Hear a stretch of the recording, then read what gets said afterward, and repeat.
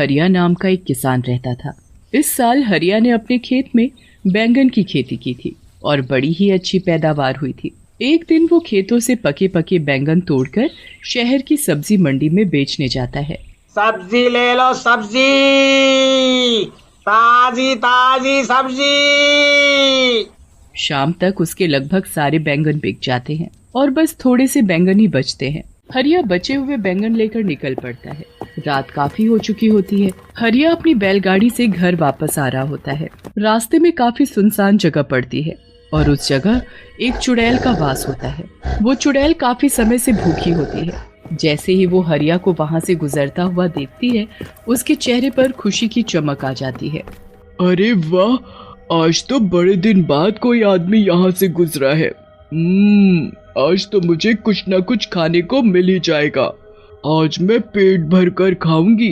वो चुड़ैल उस आदमी को खाने जा ही रही होती है कि तभी उसका ध्यान बैलगाड़ी से नीचे लुढ़कते हुए बैंगनों पर जाता है। वो चुड़ैल जल्दी से उन बैंगनों को उठा लेती है और घुमा घुमा कर देखने लगती है।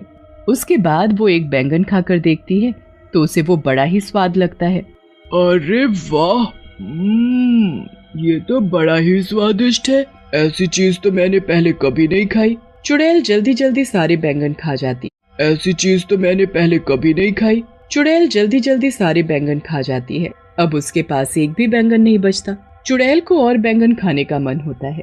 वो सोचती है कि क्यों ना उस आदमी की बैलगाड़ी में बैठकर उसके साथ ही चली जाए। ऐसे उसे उस आदमी के पास और भी बैंगन मिल जाएंगे। वो जल्दी से हरिया की बैलगाड़ी में चढ़कर बैठ जाती है। हरिया को बैलगाड़ी में एक झटका सा महसूस होता है। वो जल्दी से पीछे मुड़कर देखता है तो उसे कोई भी दिखाई नहीं देता। अभी अभी मुझे ऐसा लगा कि मेरी बैलगाड़ी में कुछ भारी चीज गिरी है, पर यहाँ तो कुछ भी नहीं है।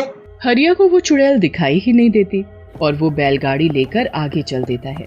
चुड़ैल बैलगाड़ी में बैठकर हरिया के घर तक पहुंच जाती है। हरिया तो घर के अंदर चला जाता है, पर चुड़ैल आंगन में ही रह जाती है और सबके सोने का इंतजार करती है।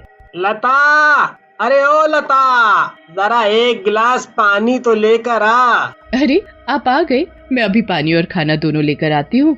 जब तक आप मुंह हाथ धो लो।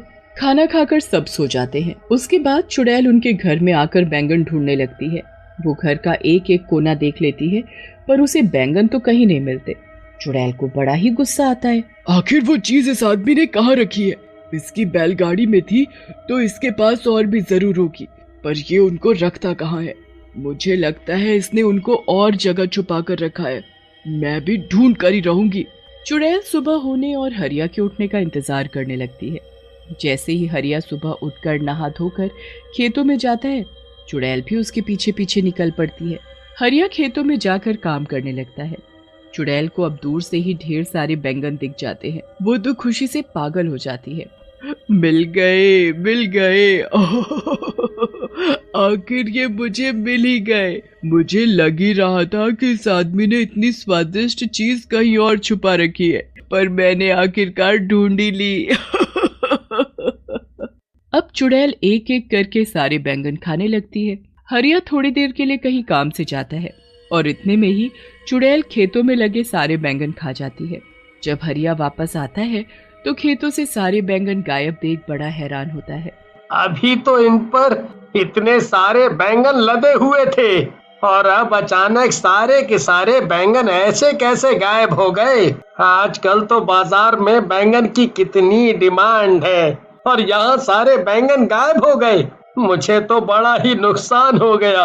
अब मैं करूँ तो क्या करूँ?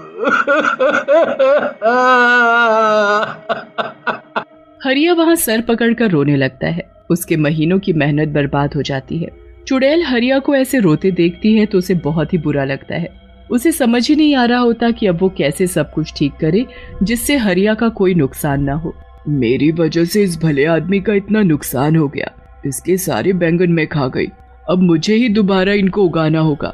अगले दिन हरिया इस टेंशन में बहुत बीमार पड़ जाता है और उसका खेतों पर जाना बिल्कुल बंद हो जाता है। चुड़ैल इसी चीज का फायदा उठाती है और अगले दिन से खुद खेतों में काम करना शुरू करती है। वो पूरा खेत पहले अच्छे से साफ करती है और फिर उसमें बीज बोती है।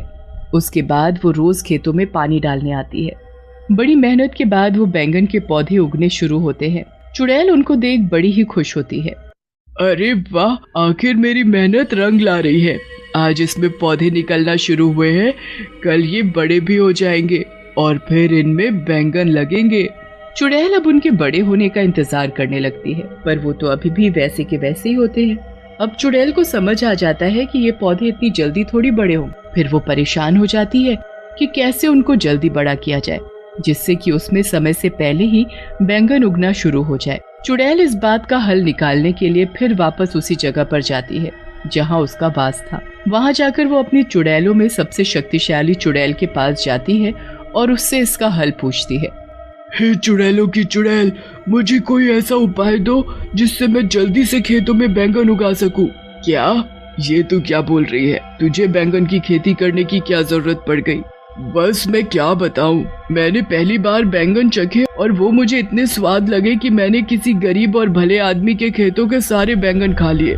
बेचारा इस सदमे में बीमार हो गया, बहुत रो रहा था, तो मुझे देखकर बिल्कुल अच्छा नहीं लगा। मैंने उसकी मदद करने की कोशिश की और उसके खेतों में फिर से बैंगन की खेती शुरू कर दी, पर अब वो पौधे अपने तरीके से धीरे धीरे उग रहे हैं। ऐसे तो वो बहुत वक्त लगाएंगे और महीनों में उसमें बैंगन उगेंगे।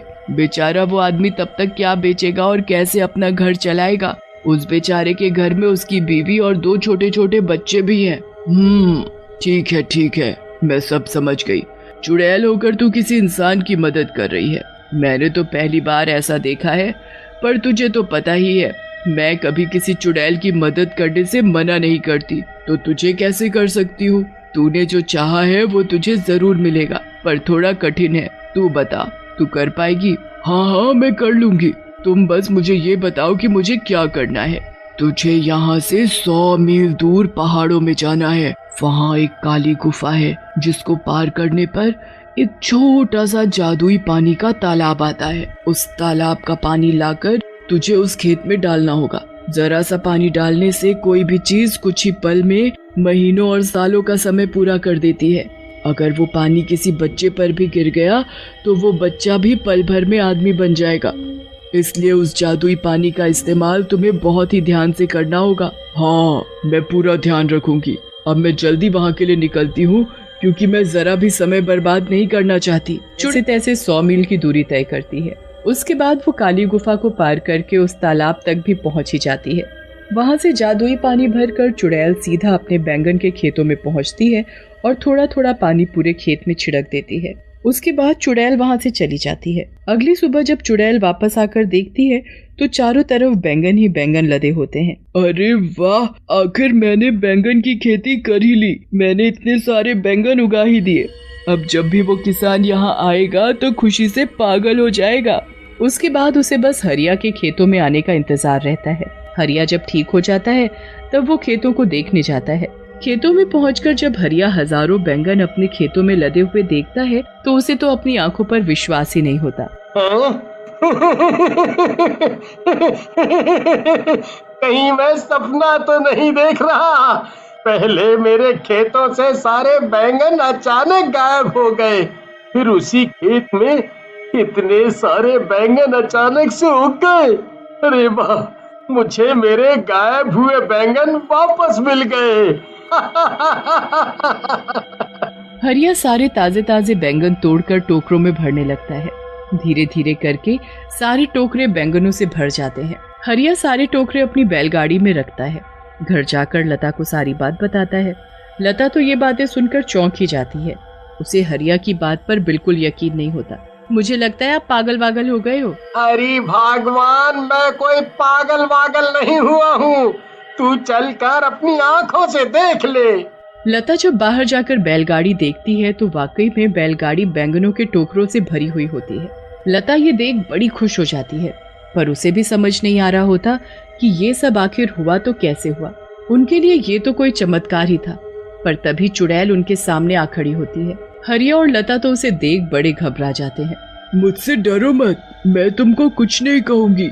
मैं तो दरअसल तुमको कुछ बताने आई हूँ। चुड़ैल फिर हरिया और लता को सारी बात बताती है। मैंने तो हमेशा सुना था कि चुड़ैल बहुत बुरी होती हैं, पर आज ये देखकर बहुत अच्छा लगा कि दुनिया में अच्छी चुड़ैल भी हैं। अब मैं तुमको रोज बैंगन खिलाऊंगा।